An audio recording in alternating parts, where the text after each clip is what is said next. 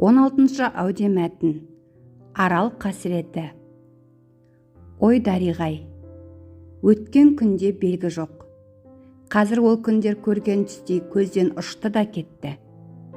Шіркін, ол кездегі өмірдің несін айтасың?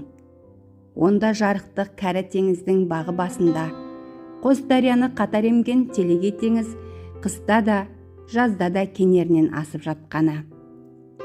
Шіркін ай, сол кезде бұл өңірдің кісілері қандай еді? Күнге күйіп, жел қаққан, өңшең сіңір қара кісілер оқта-текте соғып тұратын лай балыққа аулары майланғанда рухтанып кететін еді-ау. Қанаты сытырлап, ақ шағалаларда көк теңізде қиғылы құрып жатқаны. Ақ пен қызыл арасында беттақтаймен бірдей боп балыққа толған қара қайықтар бір-біріне құйрықтасып келіп жататын. Сонан бері міне 20 жыл. 20 жылда ел өзгерді, жер өзгерді, ауа бұзылды. Осы елдің ішетін суы уға айналды.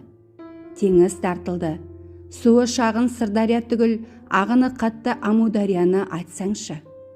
Баяғы Македонский заманында жойқын атанған, өзі де жойқын десе жойқын дарияның қатты ағысына қайық салса, шапқан аттай ала қашатын ағыл-тегіл суын кері ағызып, қара құмға, қара құрдымға бұрып әкетті.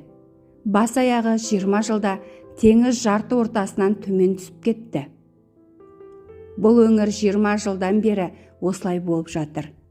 Тартылған теңіздің түбі тұзға айналып, Арал өңірінің аңызақ аптабы күн, түн азынап соғып бергенде не болады? Арал тұзы қазір Қарақалпақ пен Қызылорданы тұншықтырып жатыр. Сол тұз ертең